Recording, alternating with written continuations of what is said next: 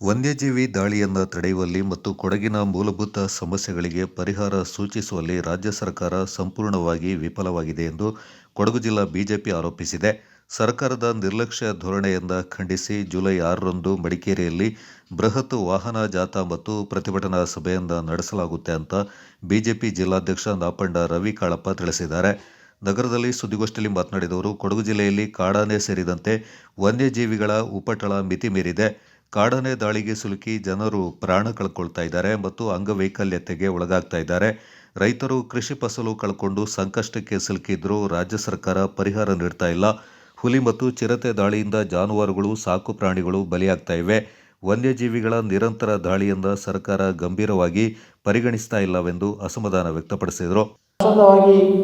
Trench ಮಾಡುವಂಥದ್ದು ಅಥವಾ ಬ್ಯಾರಿಕೇಡ್ಗಳನ್ನ ಹಾಕುವಂಥದ್ದು ಅಥವಾ ಸೋಲಾರ್ ಬೇಲಿಗಳನ್ನ ಹಾಕುವಂಥದ್ದು, ಈ ರೀತಿಯನ್ನು ಪೂರ್ತಿ ಎಲ್ಲ ಕಡೆ ಮಾಡುವಂಥದ್ದು ಅಷ್ಟಿದ್ರೆ ಎಲ್ಲನೂ ಪೂರ್ತಿ ಮಾಡಬೇಕು. ಅದೇ ರೀತಿ ಕಾಡು ಪ್ರಾಣಿಗಳಿಗೂ ಅಷ್ಟೇ ಅರಣ್ಯದಲ್ಲೇ ಒಂದು ರೀತಿಯಲ್ಲಿ ಕೆರೆಗಳನ್ನ ಮಾಡುವಂಥದ್ದು, ಅವು ತಿನ್ನುವಂಥ ಆಹಾರದ ಮರಗಳು, ಸೊಪ್ಪುಗಳನ್ನು ನೆಡುವಂಥದ್ದು, ಒಂದು ರೀತಿಯಲ್ಲಿ ಅದು ಚರ್ಚೆ ಮಾಡ್ಬೋದು. ಎಲ್ಲರೂ ಅವರವರ ಅಭಿಪ್ರಾಯಗಳನ್ನ ಹೇಳ್ತಾರೆ, ಒಂದು ಒಳ್ಳೆಯ ಒಂದು ತೀರ್ಮಾನಕ್ಕೆ ಬರುವಂಥದ್ದು ಆಗ್ತಿತ್ತು. ಆ ಮುಖಾಂತರ ಇವರು ರಾಜ್ಯದಿಂದ ಕೇಂದ್ರಕ್ಕೆ ಪ್ರಸ್ತಾವನೆ ಕಳಿಸಿದರೆ ನಮ್ಮ ಸಂಸದರು ಸಹ ತುಂಬ ಇದನ್ನು ಉತ್ಸುಕರಾಗಿದ್ದಾರೆ.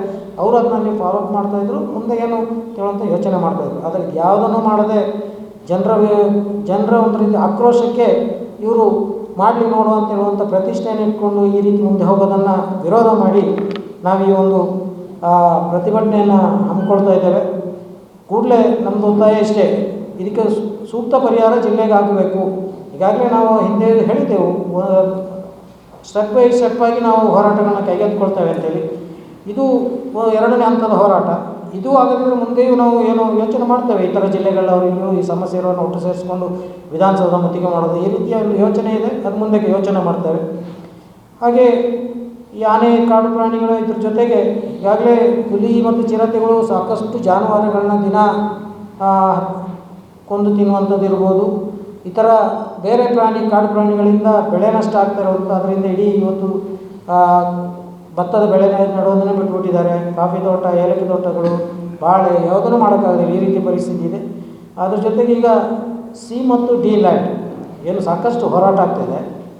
ಈ ಹೋರಾಟದಲ್ಲಿ ಈಗಾಗಲೇ ಸ್ಪಷ್ಟತೆಯನ್ನು ನಮ್ಮ ಶಾಸಕರು ಹಿಂದೆ ಮಾಡಿದ್ದಾರೆ. ಅಂದರೆ ಸಿ ಆ್ಯಂಡ್ ಡಿ ಲ್ಯಾಂಡ್ ಏನಿದೆ, ಸಿ ಮತ್ತು ಡಿ ಲ್ಯಾಂಡ್ ಏನಿದೆ, ಇದನ್ನು ಸರ್ಕಾರ ಸೋಷಿಯಲ್ ಫಾರೆಸ್ಟ್ ಮಾಡಲಿಕ್ಕೆ ಮಾತ್ರ ಆ ಸಂದರ್ಭದಲ್ಲಿ ಕೊಟ್ಟಿರುವಂಥ ಕಂಡೀಷನ್ ಮೇಲೆ, ಸಂದರ್ಭ ಬಂದಾಗ ಅದು ರೆವಿನ್ಯೂ ಲ್ಯಾಂಡ್ ಆಗಿರ್ತದೆ. ಯಾವುದೇ ಸಂದರ್ಭದಲ್ಲಿಯೂ ಸಹ ರೆವಿನ್ಯೂ ಅವರು ಅದನ್ನು ಮತ್ತೆ ಬಳಸ್ಬೋದು ಅಂತ ಹೇಳೋ ರೀತಿಯ ಒಂದು ಆದೇಶದ ಒಂದು ಕಂಡೀಷನ್ ಮೇಲೆ ಇವ್ರಿಗೆ ಕೊಟ್ಟಿರೋದು. ಆದರೆ ಇವರು ಅದನ್ನು ಈಗ ಪೂರ್ತಿ ಅರಣ್ಯ ಅಂತೇಳಿ ಫಾರೆಸ್ಟ್ ಅಂತ ಮಾಡಿ ಈಗ ಅದನ್ನು ವಾಪಸ್ ಕೊಡಲಿಕ್ಕೆ ಹಿಂದೆ ಮುಂದೆ ನೋಡ್ತಿದ್ದಾರೆ. ಸುಮಾರು 2 ತಲೆಮಾರು 3 ತಲೆಮಾರುಗಳಿಂದ ಕೃಷಿ ಮಾಡ್ಕೊಂಡು ಬಂದಿದ್ದಂಥ ಬೆಳೆಗಾರರಿದ್ದಾರೆ ಈ ಸಿ ಆ್ಯಂಡ್ ಡಿ ಲ್ಯಾಂಡಲ್ಲಿ. ಅವರನ್ನು ಈಗ ಒಕ್ಕಲೆಬ್ಬಿಸುವಂಥ ಪ್ರಯತ್ನ. ಅವರು ಈಗ ಇಲ್ಲಿಂದ ಅದಕ್ಕೆ ಅವ್ರಿಗೆ ನೋಟಿಸ್ ಮಾಡಲಾಗಿದೆ, ಬಿಡಬೇಕು ಅಂತ ಹೇಳುವಂಥ, ಇದ್ರ ವಿರುದ್ಧ ಹೋರಾಟ ಆಗ್ತದೆ. ಈ ವಿಚಾರವನ್ನು ಸಹ ನಾವು ನಾಡಿನ ಇದರಲ್ಲಿ ಒಂದು ಇಟ್ಕೊಂಡು ವ್ಯವಸ್ಥೆ ಮಾಡ್ತಿದ್ದೇವೆ. ಹಾಗೆ ಈ ನಮ್ಮ ಪರಿಶಿಷ್ಟ ಬಂಧುಗಳು, ವಿಶೇಷವಾಗಿ ಪರಿಶಿಷ್ಟ ಜಾತಿ ಪರಿಶಿಷ್ಟ ಬಂಧುಗಳು ಮತ್ತು ಅದೇ ಹಾಡಿಗಳಲ್ಲಿ ವಾಸಿಸುವಂಥ ಜನಾಂಗದವರು, ಅವರ ಹಾಡಿಗಳಿಗೆ ಮೂಲಭೂತ ಸೌಕರ್ಯಗಳನ್ನ ಒದಗಿಸಲಿಕ್ಕೆ ಈ ಅರಣ್ಯ ಇಲಾಖೆ ಬಿಡ್ತಾ ಇಲ್ಲ. ಒಂದು ರಸ್ತೆಗಳನ್ನ ಮಾಡಲಿಕ್ಕೆ ಬಿಡೋದಿಲ್ಲ, ಪೈಪ್ಲೈನ್ ತೊಗೊಂಡು ಹೋಗ್ಲಿಕ್ಕೆ ತೊಂದರೆ ಮಾಡುವಂಥದ್ದು, ವಿದ್ಯುತ್ ಸಂಪರ್ಕ ಕೊಡಲಿಕ್ಕೆ ತೊಂದರೆ ಮಾಡುವಂಥದ್ದು. ಈ ರೀತಿ ಜಿಲ್ಲೆಯಲ್ಲಿ ನಾವು ಒಂದು ರೀತಿ ಮರಗಳನ್ನು ಬೆಳೆಸಿ ಒಂದು ಪಶ್ಚಿಮ ಘಟ್ಟದಲ್ಲಿ ಕೊಡಗಿರುವಂಥದ್ದು ನಮಗೆ ಹೆಮ್ಮೆ ಆದರೂ, ಆದರೆ ಸಮಸ್ಯೆಗಳು ಅದರ 4 ಪಟ್ಟಿದೆ. ಅನುಭವಿಸ್ತಾ ಇದ್ದಾರೆ. ಅದರ ಪ್ರಯುಕ್ತ ಇವತ್ತು ಕೊಡಗು ಜಿಲ್ಲೆಯಲ್ಲಿ ಅಧ್ಯಕ್ಷರು ಹೇಳಿದ ಹಾಗೆ ಜಾಥವನ್ನು ಹಮ್ಮಿಕೊಂಡಿದ್ದೆವು. ಆ್ಯಕ್ಚುಲಿ ಕಾಲ್ನಡಿಗೆ ಜಾಥವನ್ನು ಹಮ್ಮಿಕೊಂಡಿದ್ದೆವು. ಮಳೆಯ ಕಾರಣಗಳಿಂದ ವಾಹನ ಜಾಥದ ಮೂಲಕ 5 ಕಡೆಗಳಿಂದ ನಾವು ಪ್ರಾರಂಭಗೊಳ್ತೇವೆ. ಇವತ್ತು ಕಳೆದ 20 ವರ್ಷಗಳಿಂದ ಆನೆಗಳು, ಚಿರತೆಗಳು ಹಾವಳಿ ಜಾಸ್ತಿ ಆಗಿದೆ. ಹಲವು ಜನರು ಸತ್ತಿದ್ದಾರೆ. ಅದರಲ್ಲಿ ಕೂಲಿ ಕಾರ್ಮಿಕರು, ಪ್ರತಿ ವರ್ಗದ ಜನರು ಸತ್ತಿದ್ದಾರೆ. ಇವತ್ತು ಕೊಡಗು ಇಡೀ ರಾಜ್ಯಕ್ಕೆ ನೀರು ಕೊಡುವಂಥದ್ದು ವ್ಯವಸ್ಥೆ, ಇಡೀ ಕೊಡಗಿಗೆ, ಇಡೀ ತಮಿಳುನಾಡು ಇರ್ಬೋದು, ಪಾಂಡಿಚೇರಿ ಇರ್ಬೋದು, ಬೆಂಗಳೂರು ಇರ್ಬೋದು, ಇವತ್ತು ಅಲ್ಲಿ ಜನ ಬದುಕಬೇಕಾದ್ರೆ ಕೊಡಗಿನಿಂದ ನೀರು ಕುಡಿದು ಬದುಕಬೇಕು. ಇಂಥ ಒಂದು ಪರಿಸ್ಥಿತಿಯಲ್ಲಿ ಕಳೆದ 10-20 ವರ್ಷಗಳಿಂದ ಆನೆ ಹಾವಳಿ, ಯಾಕೆಂದರೆ ಇಲ್ಲಿ ಯಾವುದೇ ಪ್ರಾಣಿಗಳಿಂದ ಬೆಳೆ ನಷ್ಟಗಳು, ಬದುಕಲಿಕ್ಕಾಗ್ತದೆ, ನಡ್ಕೊಂಡಾಗ್ತದೆ. ಈಗ ತಾನೇ ಅಲ್ಲಿ ವಿರಾಜಪೇಟೆ ಪಕ್ಕದಲ್ಲಿ 12 ಆನೆಗಳ ಗುಂಪು ಇದೆ.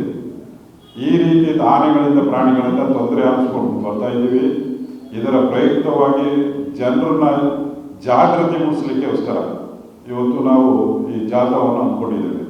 ಇದರಲ್ಲಿ ಸರ್ಕಾರ ಎತ್ತೆತ್ತಿಕೊಂಡು ಇವತ್ತು ಇಡೀ ಕೊಡಗು ಜಿಲ್ಲೆಗೆ ಒಂದು ಬ್ಯಾರಿಕೇಡ್ ನಿರ್ಮಾಣ ಮತ್ತು ಚರಂಡಿ ಯಾವುದು ಟ್ರಂಚಸ್ ಹೊಡೆಯುವಂಥ ಮೇಂಟೆನೆನ್ಸು ಮತ್ತು ಇದನ್ನು ಮಾಡೋಕ್ಕೆ ಬಡ್ಜೆಟಲ್ಲಿ ಈ ಸರ್ಕಾರ ಏನು ಅಂತ ಹೇಳಿದ್ರೆ 2,000 ಕೋಟಿ ಕೊಡಗು ಜಿಲ್ಲೆ ಕೊಟ್ಟಿದ್ದು ನಮಗೆ ಶಾಶ್ವತ ಒಂದು ಪರಿಹಾರ 80% ಪರಿಹಾರ ಸಿಗ್ತದೆ. ಆ ದೃಷ್ಟಿಯಿಂದ ಸರ್ಕಾರವೂ ಎಚ್ಚರಿಕೆ ಕೊಡುವಂಥದ್ದು. ಹಾಗಾಗಿ ಪ್ರತಿಯೊಂದು ಕೊಡಗಿನ ಸಾರ್ವಜನಿಕರು ಬಂಧುಗಳು ಇದರಲ್ಲಿ ಯಾವುದೇ ಪಕ್ಷ ವಿಷಾದಿಲ್ಲ. ನಾವು ಜನರಿಗೆ ತೊಂದರೆ ಆದಾಗ ನಮ್ಮ ಪಕ್ಷ ಅದಕ್ಕೆ ಹೋರಾಟದಲ್ಲಿ ನಾವು ತೆಗೆದುಕೊಂಡಿದ್ದೇವೆ. ಪ್ರತಿ ಕೊಡಗಿನ ಜನರು ಇದರಲ್ಲಿ ಭಾಗವಹಿಸಿ ಇದನ್ನು ಯಶಸ್ವಿ ಮಾಡಬೇಕು. ಹಾಗೆಯೇ ಮುಂದಿನ ದಿನಗಳಲ್ಲಿ 5 ಜಿಲ್ಲೆಗಳಲ್ಲಿ ಇದರ ಆನೆಯ ತೊಂದರೆಯನ್ನು ಅನುಭವಿಸಿದ್ದೇವೆ. ಚಿಕ್ಕಮಗಳೂರು ಇರ್ಬೋದು, ಚಾಮರಾಜನಗರ ಇರ್ಬೋದು, ಮೈಸೂರಿನ 2-3 ಡಿಸ್ಟಿಕ್ಕು ಮತ್ತು ಚಾಮರಾಜನಗರ, ಈಗ ಕನಕಪುರ ಇದೂ ಇದೆ. ಈ ಜನರನ್ನ ಪ್ರತಿಯೊಬ್ಬರನ್ನ ಅಲ್ಲಿ ಏನು ರೈತರು ಅನುಭವಿಸಿದ ತೊಂದರೆ ಆ ಪ್ರಾಣಿ ಅವರಿಂದ ಅನುಭವಿಸಿದ್ರೆ ಅವ್ರನ್ನ ಸಂಘಟನೆ ಮಾಡಿ ಮುಂದಿನ ದಿನಗಳಲ್ಲಿ ವಿಧಾನಸೌಧ ಮುತ್ತಿಗೆ ಹಾಕುವಂಥ ಕಾರ್ಯಕ್ರಮವನ್ನು ಹಮ್ಮಿಕೊಳ್ಳುತ್ತೇವೆ. ಯಾಕೆಂದರೆ ಯಾವುದೋ ಭಾಗದ ಒಬ್ಬರನ್ನ ಫಾರೆಸ್ಟ್ ಮಿನಿಸ್ಟರ್ ಮಾಡಿದರೆ ವಾಸ್ತವ ಸಂಗತಿ ಅವ್ರಿಗೆ ಗೊತ್ತಿರೋದಿಲ್ಲ. ಅದಕ್ಕಾಗಿ ನಾನು ತಮ್ಮ ಮೂಲಕ ಒಂದು ಮನವಿಯನ್ನು ಮಾಡ್ತೇನೆ. ಮಲೆನಾಡು ಭಾಗದಲ್ಲಿ ಆನೆಗಳ ಕಾಟ ಜಾಸ್ತಿ ಇರೋದು. ಹಾಸನ, ಕೊಡಗು, ಚಿಕ್ಕಮಗಳೂರು, ಶಿವಮೊಗ್ಗ ಈ ಭಾಗದಲ್ಲಿ ಗೆದ್ದಂಥ MLA ಅವರಿಗೆ ಒಂದು ಫಾರೆಸ್ಟ್ ಮಿನಿಸ್ಟರ್ ಕೊಟ್ಟರೆ ಉತ್ತಮ ಒಂದು ಆಡಳಿತವನ್ನು ಕೊಡ್ಬೋದು ಅಂತ ನನ್ನ ಒಂದು ಅನಿಸಿಕೆ. ಯಾಕಂದರೆ ಬಾಕಿಯವರಿಗೆ ಈ ಆನೆ ಕಾಟದ ಬಗ್ಗೆ ಗೊತ್ತಿರೋದಿಲ್ಲ, ಅಷ್ಟಾಗಿ ಗೊತ್ತಿರಲ್ಲ. ಅದಕ್ಕಾಗಿ ಕೊಟ್ಟರೆ ಉತ್ತಮ ಅಂತ ನಾನು ಹೇಳಲಿಕ್ಕೆ ಇಷ್ಟಪಡ್ತೇನೆ. ಸುದ್ದಿಗೋಷ್ಠಿಯಲ್ಲಿ ವಿಧಾನ ಪರಿಷತ್ನ ಸದಸ್ಯ MP ಸುಜಾ ಕುಶಾಲಪ್ಪ, ಮಾಜಿ ಸದಸ್ಯ MP ಸುನಿಲ್ ಸುಬ್ರಹ್ಮಣಿ, ಬಿಜೆಪಿ ಜಿಲ್ಲಾ ಪ್ರಧಾನ ಕಾರ್ಯದರ್ಶಿಗಳಾದ VK ಲೋಕೇಶ್, ಮಹೇಶ್ ಜೈನಿ, ವಕ್ತಾರ BK ಅರುಣ್ ಕುಮಾರ್ ಪಾಲ್ಗೊಂಡಿದ್ದರು.